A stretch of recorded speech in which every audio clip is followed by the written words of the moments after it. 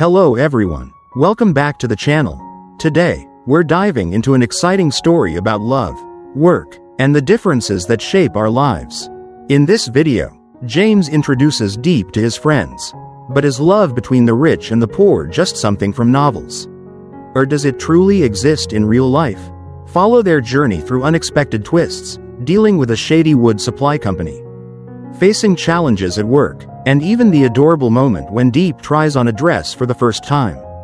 Can they overcome their differences to truly understand each other? Watch until the end, and don't forget to like, share, and subscribe to support us. See you in the next video. CEO James entered the factory with a serious expression. The moment he saw the broken wood cutting machine, he immediately ordered a thorough inspection. An unusual discovery was quickly made. A metal rod was hidden inside a log. James frowned, trying to figure out the cause. Tuan, one of the workers present, approached and greeted him. Without hesitation, James asked, "Why has the wood supply to the factory decreased so much?" Tuan explained that heavy rains had made it impossible for workers to transport logs from the forest. Only those near the road could be brought to the factory. Hearing this, James fell silent for a moment before mentioning an important name: Diep Company. His investigation had revealed that it was owned by John. He asked Tuan how much wood the factory had received from this company. Tuan replied that Boss Hung had approved the order, but he hadn't yet checked the quantity or quality of the wood. James immediately ordered an inspection. If the wood didn't meet their standards, they would cut ties with Diep. Not long after, Tuan discovered another problem. The factory's wood peeling blade had developed a large crack. Upon closer examination, he was shocked to find another metal rod inside a log.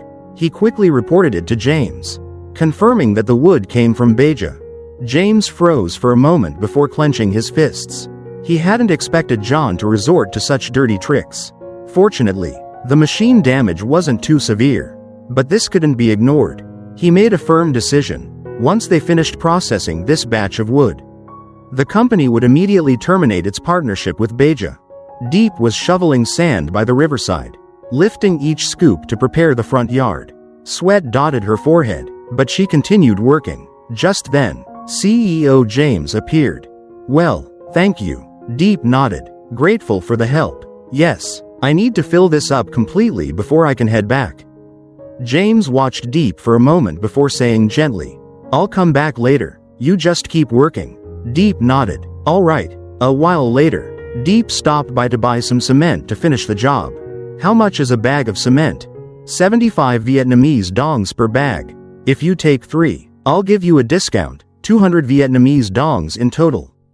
Diep thought for a moment, then agreed and asked for some help. "Can you help me carry it inside?" "Sorry to trouble you." "It's no problem." Diep smiled lightly. "It's just that I'm on my own. I'll pay you extra for the labor later." After the cement was moved, Diep offered the man a drink, but he declined. "I'm in a hurry. I'll get going now." "Wait a moment so I can pay you." "How much do I owe you in total?" "The cement is 200.000 VND, plus 100 Vietnamese dongs for labor, so 300 Vietnamese dongs." Diep thanked him. "All right then. Thank you very much." Checking her wallet, Diep sighed. "I only have 200 Vietnamese dongs left. I guess I need to find some work to earn more. Otherwise, I don't know how I'll manage. Maybe I should tidy up first, and finish the rest later." Just then, James returned and saw Diep working. "What are you doing?" "I'm planning to pour the cement to level the ground properly." "Why didn't you ask me to help?" "I saw you were busy, so I didn't say anything." "Tuan seemed free today. Why didn't you ask him?" "This kind of work is tough for a woman. I didn't want to bother him. Luckily, an older man helped me, so it wasn't too hard." James thought for a moment, then suggested, "How about I help you tomorrow? For now, come to town with me." Diep hesitated, "But I still have work to do." "I'll help you tomorrow.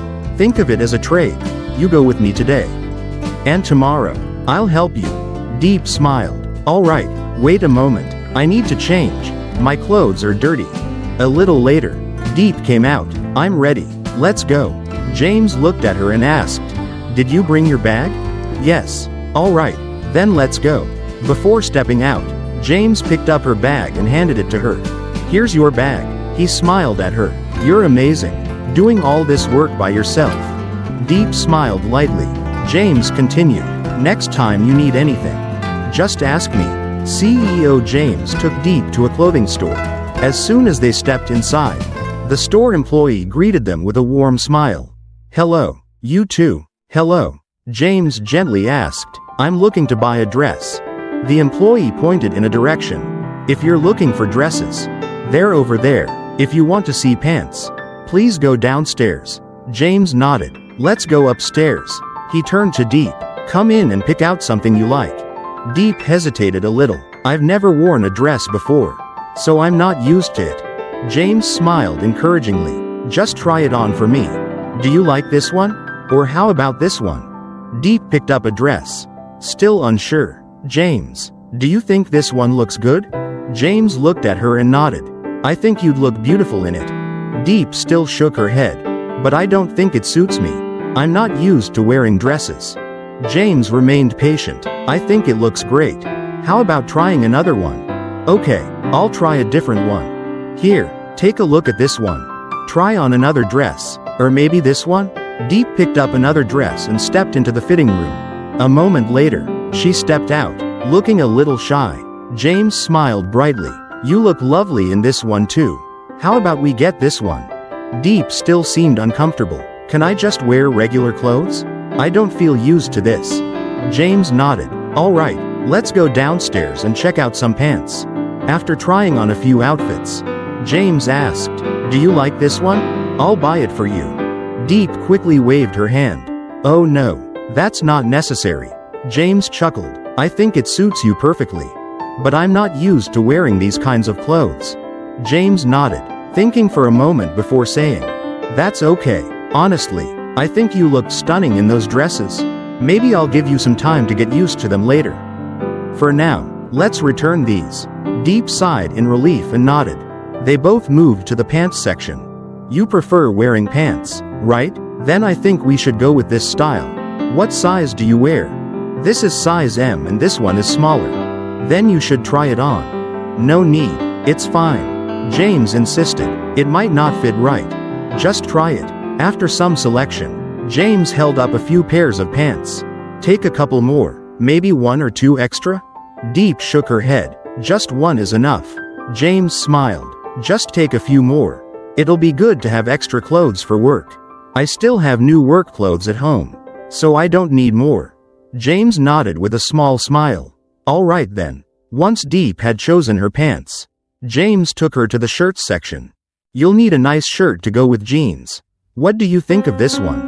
Diep picked up a shirt, hesitated for a moment, then went into the fitting room. When she stepped out, James smiled. "You look great in this outfit. But I still think you'd look even better in a dress." Diep laughed. "Maybe next time we'll buy a dress?" James nodded confidently. "Absolutely." He turned to the store employee. "I'd like to pay for this shirt and these pants. That will be 300 Vietnamese dongs." After James finished paying, the two of them left the store. As they walked, he brought it up again. "I really think those dresses suited you."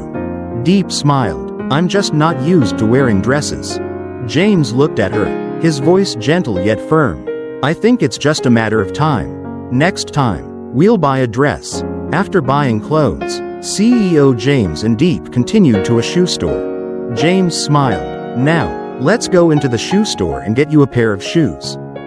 Diep hesitated slightly, looking at James with concern. "James, you've already bought me so many things. I don't think I need anything else." James patiently explained. "I noticed that you don't have a proper pair of shoes, so I want to get you one. This is also a gift from me to you." Diep lowered her head, her voice a bit uneasy. "You've bought me so much. I don't even know how I'll be able to pay you back. Maybe, can I owe you? Once I start working and earning money, I'll pay you back." James chuckled softly. "That's fine too. But first, which pair do you like?" Diep glanced around, unsure of what to choose. When James picked up a pair and handed them to her, "Diep, try these on."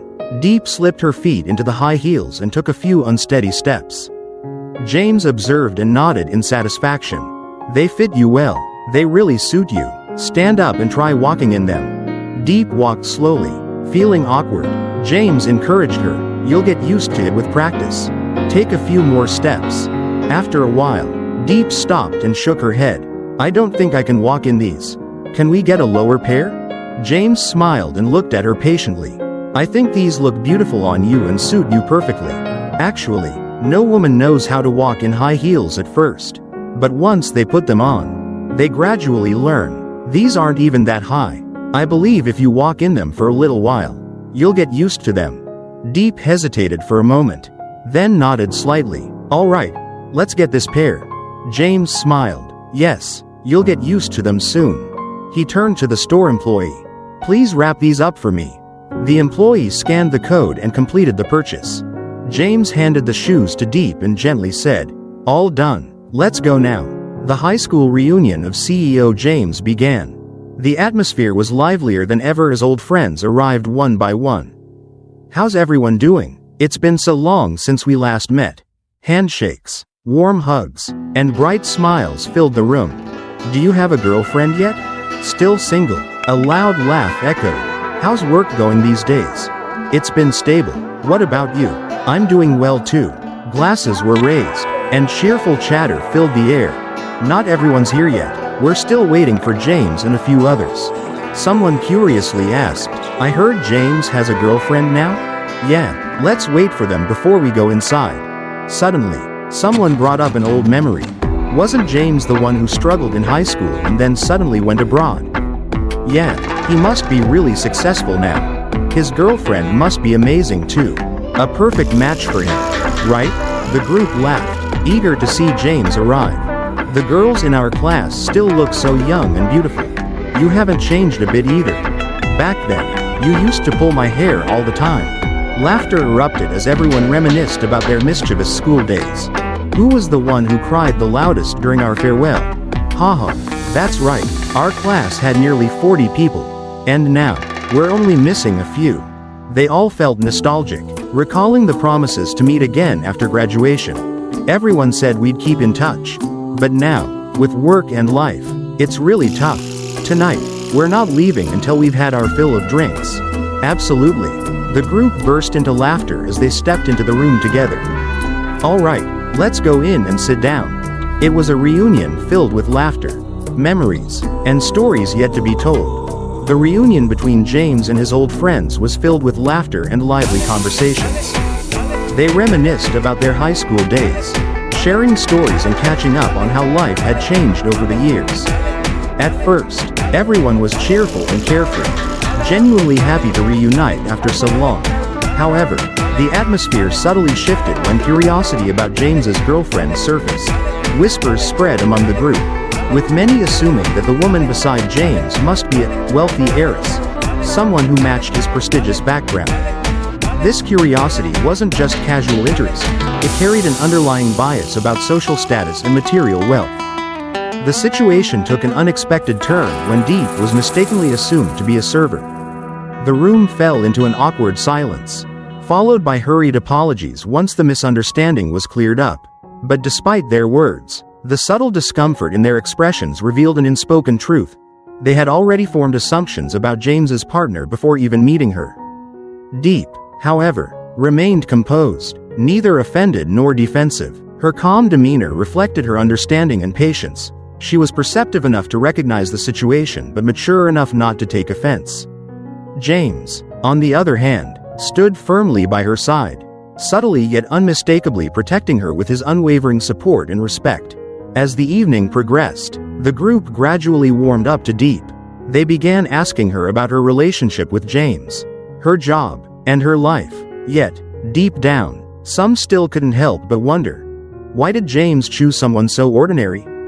The defining moment of the night arrived when someone revealed that Diep had been married before.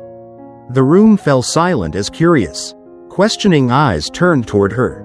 Murmurs spread through the group, their words unintentionally creating a heavy sense of pressure. Some couldn't hide their surprise, perhaps even a hint of judgment. But James didn't waver. He remained gentle yet resolute, reaffirming Diep's place in his life.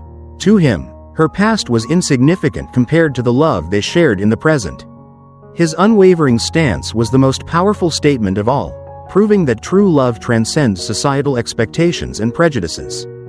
In the end, the reunion wrapped up in a joyful atmosphere.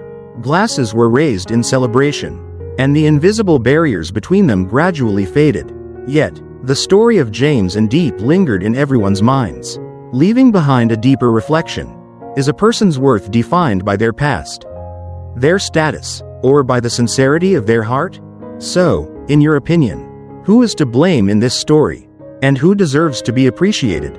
Can love truly overcome societal prejudices? Share your thoughts in the comments below. If you enjoy stories like this, don't forget to hit like, share, and subscribe to the channel so you won't miss the next videos. Thank you for watching, and see you in the next story. Quote.